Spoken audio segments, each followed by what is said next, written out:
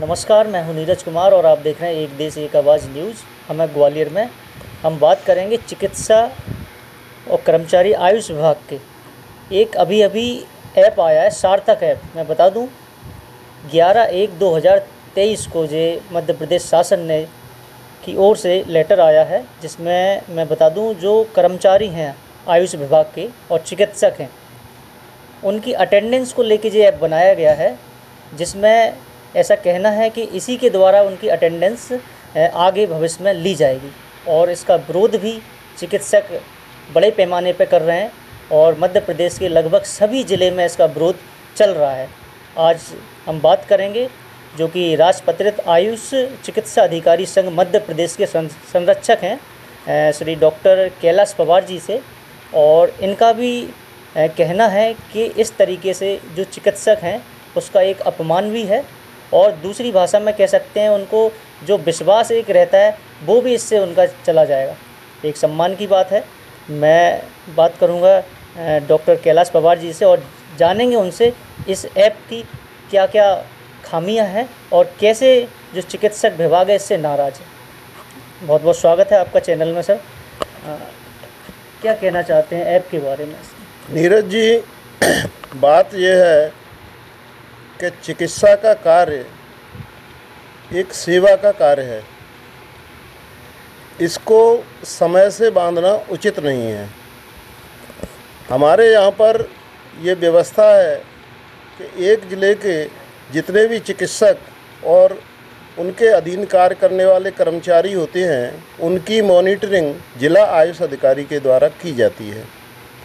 उसके ऊपर संभाग में संभागीय आयुष अधिकारी होते हैं, वो मॉनिटरिंग करते हैं। जब पूर्व से ही एक चैनल विद्यमान है कि उपस्थित रहते हैं, कार्य करते हैं या नहीं करते हैं, तो फिर सार्थक ऐप को लाने की कोई आवश्यकता नहीं है।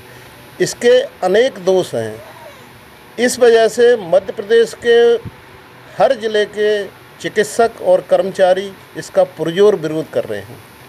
मैंने भी इसका गहराई से अध्ययन किया और ये पाया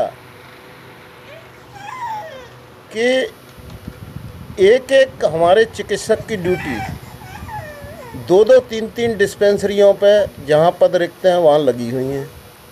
जब वो एक जगह पर ऐप से अपनी उपस्थिति देगा और दूसरी जगह जाएगा तो फिर समस्या पैदा होगी। दूसरे ग्रामीण क्षेत्रों में नेटवर्क की समस्या है। जब नेटवर्क नहीं होगा तो वो अपनी उपस्थिति कैसे भेजेगा। तीसरे, किसी कर्मचारी के पास एंड्रॉयड मोबाइल है, किसी के पास नहीं है। अनेक चिकित्सकों के पास एक ही एंड्रॉयड मोबाइल है। मान लो वो अपने घर पर छोड़ जाते हैं, तब वो किस तरह से उपस्थिति दर्ज कराएंगे। कई लोगों के मान लो मोबाइल ख़राब हो जाते हैं, उस स्थिति में क्या विकल्प है। कई लोगों के मोबाइल मान लो खो गए, तो ऐसी स्थिति में क्या विकल्प है। मैं ये कभी स्वीकार नहीं करता कि हमारा कोई भी चिकित्सक या कोई भी कर्मचारी औषधालय पर अपने पदस्थ स्थान पर ना पहुँचे और ड्यूटी ना करे। ये हो सकता है कि चिकित्सक या कर्मचारी 10-20 मिनट देरी से पहुंच सकता है, इस बात को मैं स्वीकार करता हूं।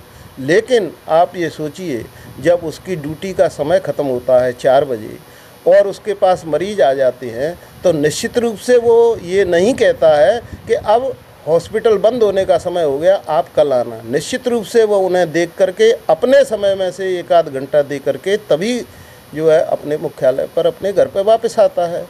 तो 10-20 मिनट मान लो कभी कभी कोई हो भी जाता है तो वो अपने निजी समय में से भी तो देता है। ये कोई जो है ऑफिस तो है नहीं कि ऑफिस में 10 बजे आइए और 5 बजे चले जाइए। ठीक है, ऑफिस में आप इसे लागू कर सकते हो। ये फील्ड वर्क है, फील्ड वर्क में इसे लागू नहीं किया जा सकता। अब आप जी देखिए, एक कोई चिकित्सक है, उसे कहीं कैंप लगाना है, उस कैंप की परमिशन के लिए मान लो वो तहसीलदार के यहाँ जाता है, तो अब वो अपनी डिस्पेंसरी छोड़ के तहसीलदार के यहाँ गया, या तो वो फिर उसमें लिखा पढ़ी करे कि मैं अब तहसीलदार के यहाँ जा रहा हूँ। तहसीलदार के यहाँ बोले कि साहब आप कलेक्टर के यहाँ जाइए, फिर वो कलेक्टर के यहाँ जा रहा है।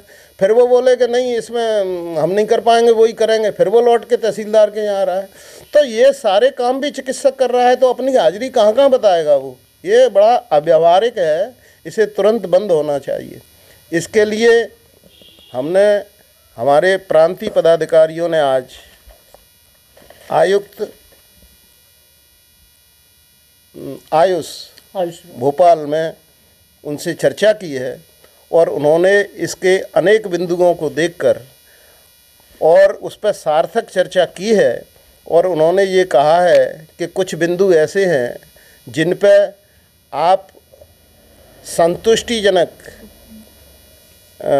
पत्र बना के लाएंगे या उत्तर बना के लाएंगे तो मैं एक बैठक आपके साथ और करूंगी और उसके बाद इस पर फैसला करूंगी। अच्छा डॉक्टर साहब, जैसे आप भी चिकित्सक रहे हैं और आपका रिटायरमेंट हो गया है, और चिकित्सक एक कार्य है उनका, तो कितनी उसमें आप परेशानियां और अब ऐप के माध्यम से जो चिकित्सक अभी हैं प्रेजेंट में, और कितनी आ सकती हैं इनको?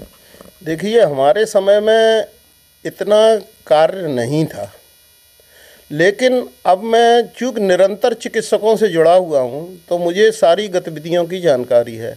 अब इतने तरह के काम आ गए हैं, उनको कैंप भी लगाना है, आंगनबाड़ी भी देखना है, स्कूलों में जाके बच्चों का निरीक्षण भी करना है और तत्पर में अनेक काम संचालनालय से आ जाते हैं कि ये करना है, आपको ये करना है। तो उनकी व्यस्तता इतनी है कि काम करना मुश्किल हो रहा है, इधर से उधर जाना पड़ता है। तो इस ऐप के आने से तो वो सारा दिन अपना समय इसी में लगाता रहेगा कि मैं कहाँ गया और कहाँ मुझे हाजिरी भरनी है, तो वो उस काम में व्यवधान पैदा करने वाला है, ये काम को जो है बढ़ाने वाला नहीं है। इससे कितनी और हानि आगे हो सकती है? जो जनजीवन है, लोग हैं जो चिकित्सक से इलाज कराने आते हैं, हो सकता है उन पर भी इस चीज़ का प्रभाव पड़े। भाई, जब अगर सरकार नहीं मानेगी, इस ऐप का उपयोग करेगी, तो निश्चित रूप से चिकित्सक और कर्मचारियों का सारा ध्यान अपनी उपस्थिति पर रहेगा, न कि कार्य करने पर। वो अपनी उपस्थिति दर्ज कराएगा, समय पर पहुंचेगा और कहीं जाएगा नहीं। तो जो काम बाहर जाके करने हैं उन्हें कौन करेगा? तो ये सारे जब काम प्रभावित होंगे तो पूरी चिकित्सा ही प्रभावित हो जाएगी। ये तो सेवा का काम है, इसमें ये मानवता की सेवा कर रहे हैं चिकित्सक, उन पे विश्वास करना चाहिए।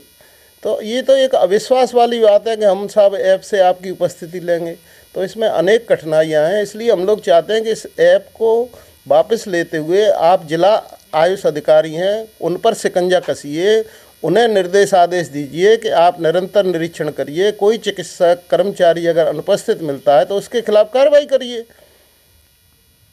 मैं आपको बता दूं, जो जिला आयुष अधिकारी हैं वो पहले से मॉनिटरिंग के लिए यहाँ पे नियुक्त होते हैं।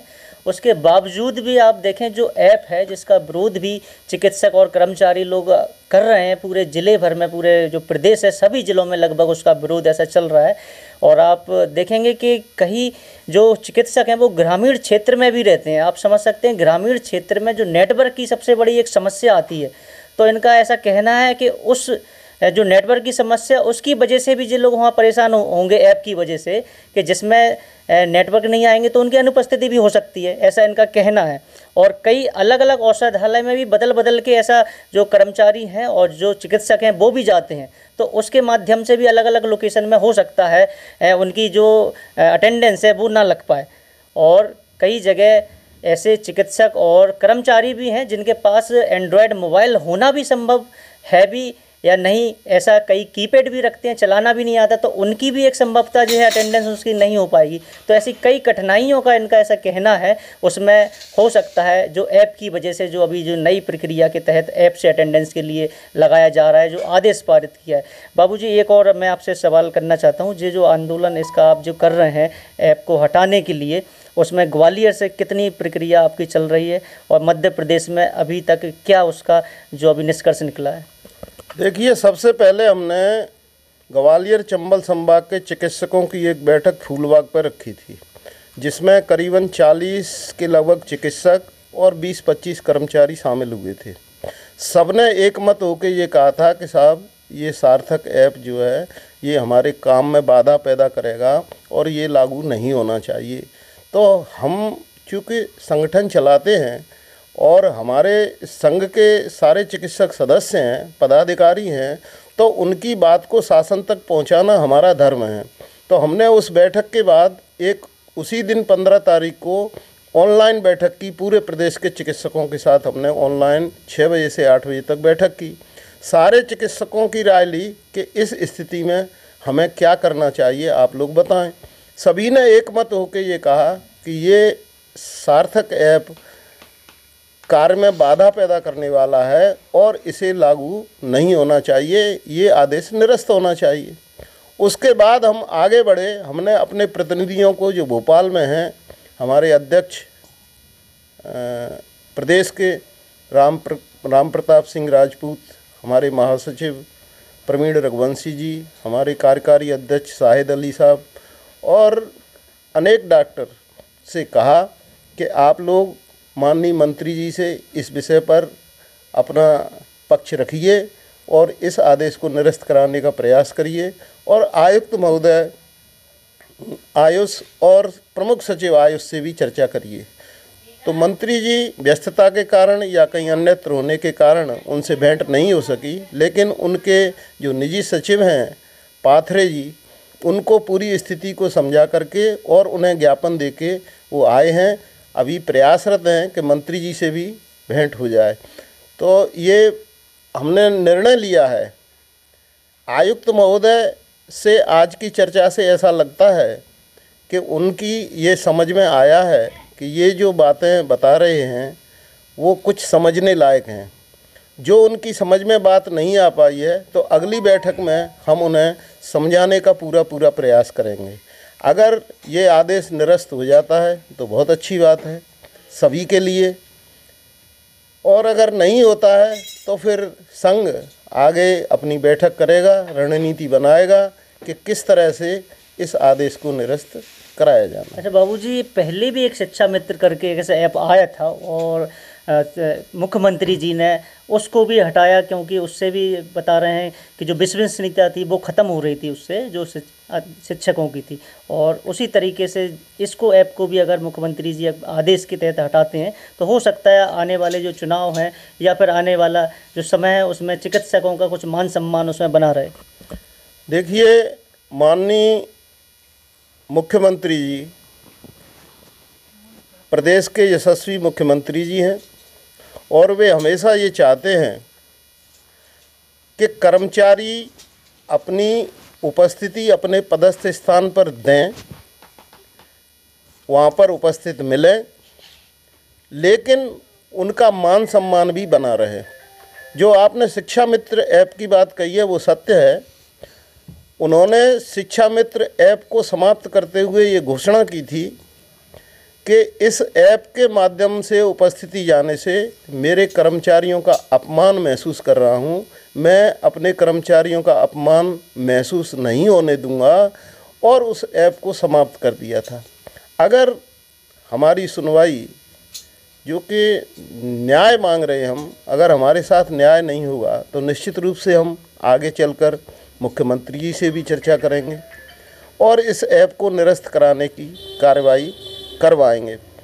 ऐसा प्रतीत होता है कि चुनावी वर्ष में इस तरह के आदेश करके मेरी समझ में सरकार के विरोध में एक बहुत बड़ा जो चिकित्सक वर्ग है और बहुत बड़ा कर्मचारी वर्ग है वो पैदा हो जाता है, जो कि मेरी समझ में उचित नहीं है। आप देख सकते हैं जो कि सार्थक ऐप जो कि चिकित्सक और कर्मचारी आयुष विभाग के जो हैं उनके लिए बनाया गया है, उनकी उपस्थिति दर्ज कराने के लिए।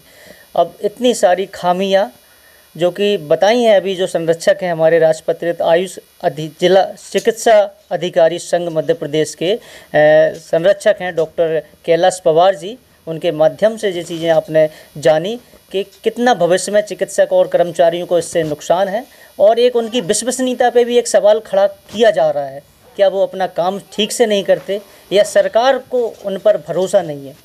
और आप देख सकते हैं उनके मोनेटाइज के लिए भी जिला आयुष अधिकारी लगाए गए हैं। फिर जिला आयुष अधिकारियों का क्या काम, अगर ऐप ही ऐप सब चीज़ करेगा तो फिर उनकी भी पोस्ट का कोई महत्व नहीं रह गया।